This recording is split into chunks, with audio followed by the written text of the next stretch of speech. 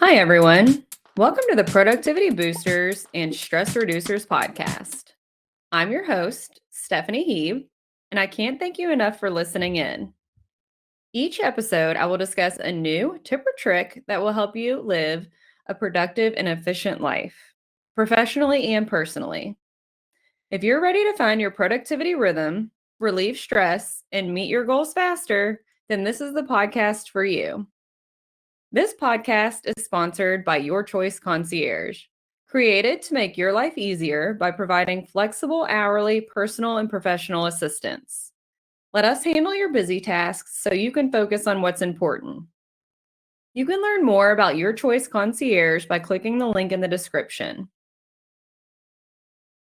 This week's episode is all about workspace optimization and how it is directly related to your productivity. Your work environment has a significant impact on your brain's ability to focus, process information, and sustain your energy levels. Did you know that clutter can lead to a 40% decrease in productivity? A tidy workspace might be the easiest productivity boost you didn't know you needed. Some key factors that play a role in optimizing your productivity are light, noise, temperature, and ergonomics. So let's start with light. Natural light regulates our circadian rhythms, which in turn boosts our moods, it boosts focus, and it boosts our energy. This is an extremely important to me personally. One of the must-haves for my home office is a window. I know that it makes a big difference in my productivity. In fact, the house I lived in before the one I'm in now didn't have a home office in a home office space with a window. So I actually had a window installed. Now I know that not everyone has the ability to just tear a hole in their house and add a window. So I do want to share a few products that can help offset the lack of natural light in your workspace if needed. The first is a sunlight or sun lamp. These will mimic natural sunlight and give you similar mood and energy boosting benefits. There are also these really cool things out now. They're called LED window lights. You can hang these in your workspace to give the illusion of having a window in your room with bright light shining through. It's really cool. They look like windows. You can even add curtains to enhance the illusion of an actual window. Just do a quick Google search for artificial window lights if you want to see all the options and see if there's one in your budget. They really are pretty neat. Okay, so another of the key factors in optimizing your workspace is noise. So excess noise will increase your cortisol, which will directly affect your stress levels and your ability to stay focused. Now, I'm not saying that your workspace has to be completely silent. I personally could never work that way. I need a little background noise to stay on track. But everyone is different, and you should find what works for you. There have been studies that show a controlled ambient noise can improve concentration. So maybe start there if you think complete silence wouldn't be beneficial for you. The next key factor in workspace optimization is temperature. So temperature obviously affects your comfort, but it also affects your cognitive function. It's pretty simple. If you're too cold, your brain will focus on keeping warm. If you're too hot, not only will your brain focus on cooling, but it will also cause you to become lethargic. And being lethargic definitely doesn't help with being productive. So, what is the perfect temperature, you may ask? According to a study by the Helsinki University of Technology, productivity peaks at 71.6 degrees. But again, this isn't one size fits all. So find a temperature that you think works best for you. It may involve some trial and error. Just pay attention to your thermostat settings and your productivity levels when you're trying to figure it out. Now let's talk about the last, and in my opinion, most overlooked factor in your workspace optimization, and that is ergonomics. So, the American Journal of Industrial Medicine found that businesses that invest in ergonomic furniture report up to a 25% reduction in absenteeism and a 15% increase in productivity. So, poor posture and uncomfortable furniture will cause you physical discomfort. And of course, that will lead to even some long term health issues. Both of these can cause distraction when you're trying to work. Of course, that reduces your efficiency and that reduces your productivity. There are several types of ergonomic tools that you can incorporate into your workspace, but I just want to go over the top of the list. There are ergonomic chairs, which that will support your natural spine alignment.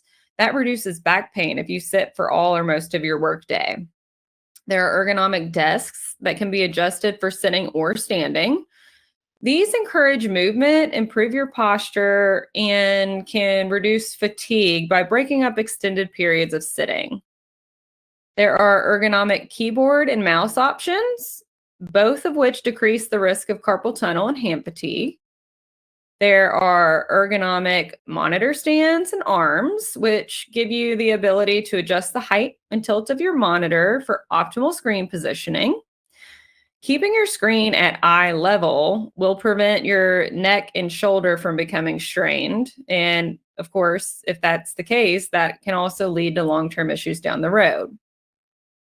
Okay, so these are just a few examples. I definitely suggest researching the other tools and accessories available if you think you're ready to make your office more ergonomic friendly.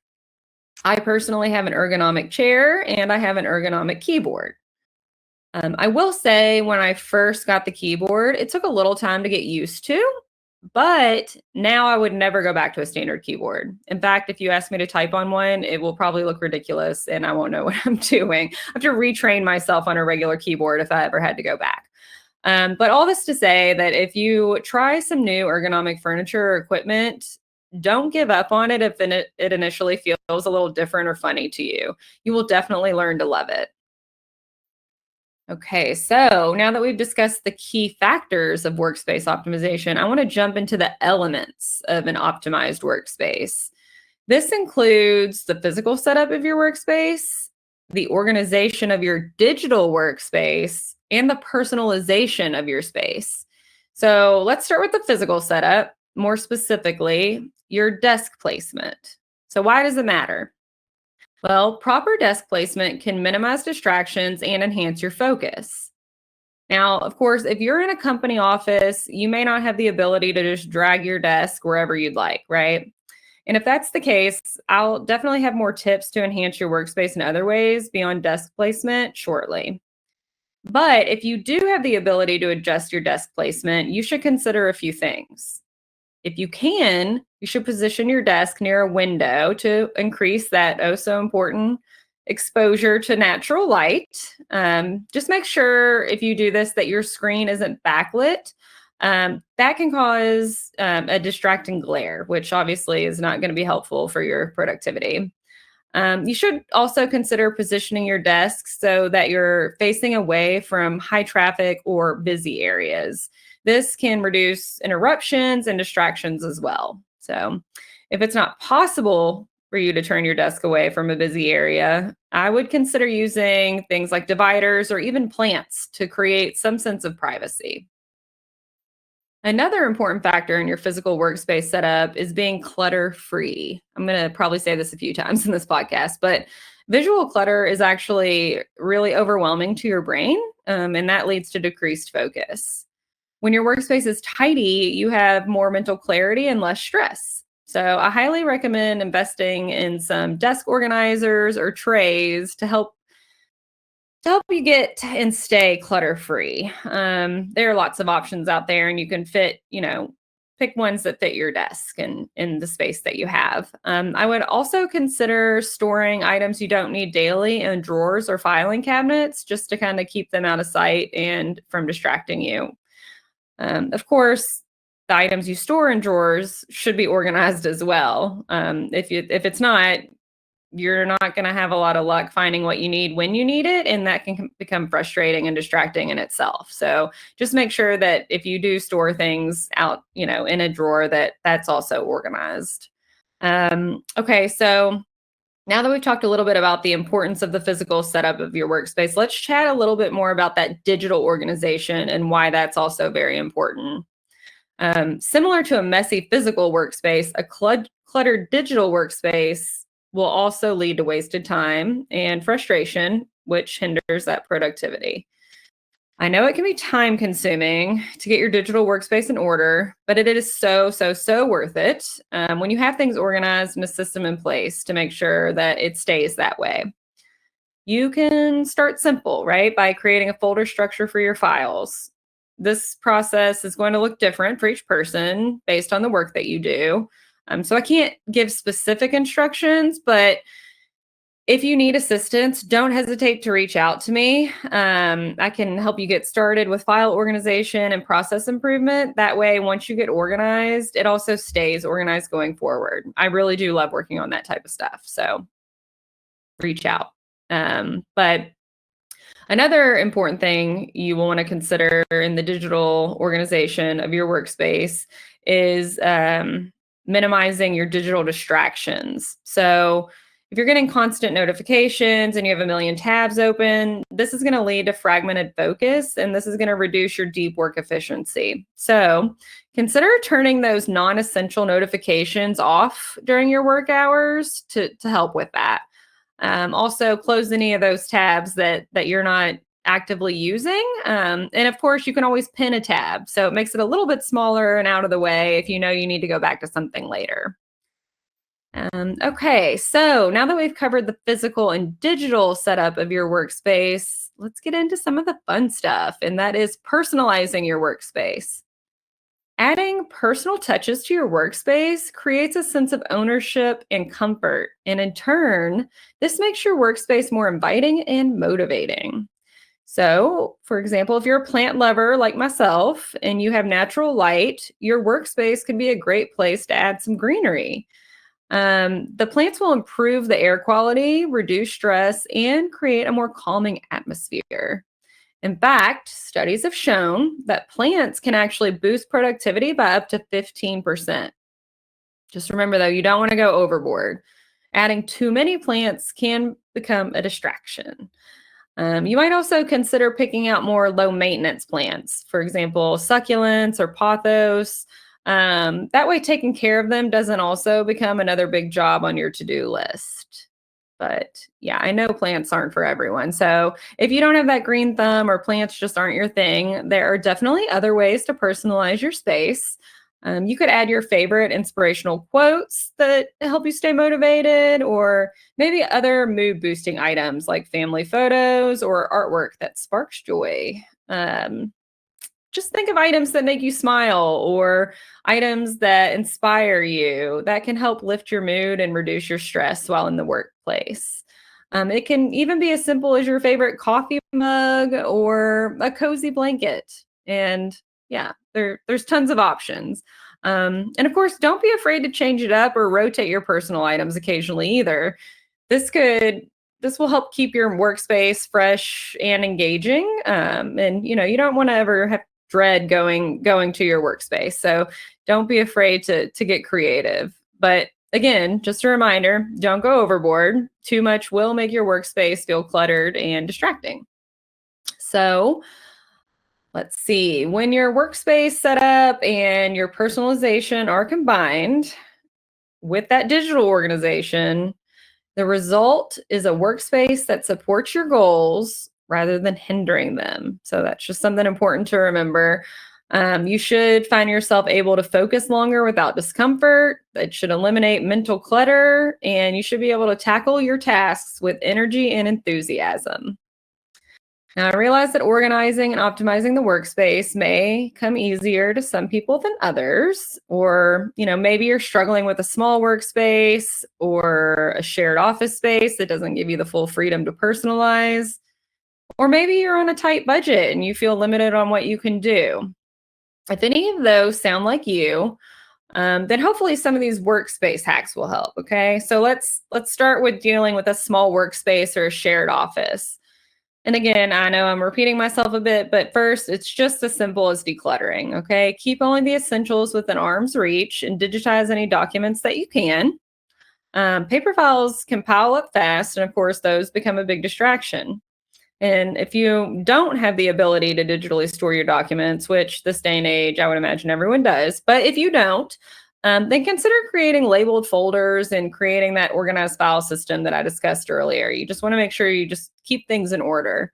You can also use things like wall-mounted shelves for files or supplies, just to keep them up off your actual work desk.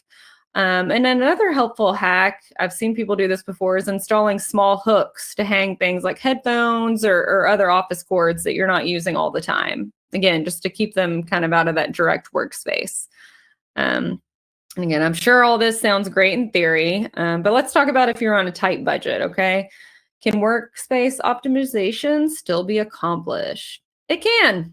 So let's talk a little bit about that and how we can make it happen on a budget. But it's pretty simple. There's a lot of tools out there in different price ranges, but drawer organizers and desktop risers are a couple of the more affordable organization solutions. So the organizers will help you keep small items like pins, chargers, and sticky notes stored neatly. And the desktop risers will elevate your monitor to eye level. So like I talked about earlier, that helps kind of with your posture and being able to sit a little longer at that desk. And both of these items are fairly affordable and you won't break the bank. So, and there are some other low cost upgrades you can include as well. So there are things like those clip-on lamps or those LED strip lights that'll give you better illumination and kind of help with that light we talked about. There's also seat cushions, and that will help enhance your ergonomics. Let's see. There are also some DIY solutions you can try, right? Like some of this doesn't have to be fancy. So, for example, things like glass jars or even boxes can be used as storage containers. And of course, let's not forget about that digital organization. There are actually a lot of free resources to help you get and stay organized digitally. A couple of the ones I like you may have heard of include Trello and Evernote. I've actually talked about both of those in previous podcasts, but there are tons of others. So you should do your research and find what will work best for you. But hopefully these hacks will help you get started without requiring a significant investment of your time or money. Okay, so now once you feel like your workspace is optimized and you've unlocked your productivity power, it is important to make sure that it stays that way. So it is essential for maintaining productivity, reducing that stress, and fostering a clear mind. And there are things that can be done daily to ensure that you're not slipping back into those old habits or disorganization. For example, at the end of each day, take a few minutes to clear your workspace. Even just 5 minutes of tidying up will make a big difference. File away those papers, put items back in proper places to prevent that clutter from piling back up. You can even create what's called or this is what I call it, could be called other things, but I call it a catch-all basket. If you have things that can't be put away at the end of each day. So I use this for items I know I'll be working on again the next day. And I do make sure that it's empty by the end of each week. So it doesn't keep piling and piling and piling. But I also, beyond the emptying the catch-all basket, recommend doing a few other things to maintain at the end of each week as well. And these things, again, aren't things that need to be done every day, but just about once a week, maybe every other, depending on, what your workspace looks like. But this includes things like wiping down all your surfaces and going through those drawers and making sure things are still organized. And if things seem a bit unorganized at the end of the week, just take a minute to put it back in place. So you also want to do this with your digital organization. We can't forget about that. It is easy for things to get unorganized when we're in the middle of our work duties, especially if we're in a hurry or under deadlines. So you might be saving things, you might not be saving them in the right place. It happens. Okay. So take a few minutes again at the end of the week, to make sure your digital files are stored in an appropriate folder, and delete those files that don't need to be saved. Okay, that'll also help with your computer and make sure it's running adequately. But by consistently following these practices, your workspace will remain optimized and organized, and that is going to help you to be more productive, and that is going to create more of a stress-free environment for you. So, before I wrap up, I want you to ask yourself a few questions. Okay, let's start with: is my current setup working? Okay, does this space support my focus and productivity? Are there distractions or clutter that slow me down? Do I feel comfortable and motivated when I'm here? So ask yourself those questions, and that'll really help you determine, what needs to be done in your workspace to make sure it's optimized. In my opinion, an optimized workspace is not a luxury.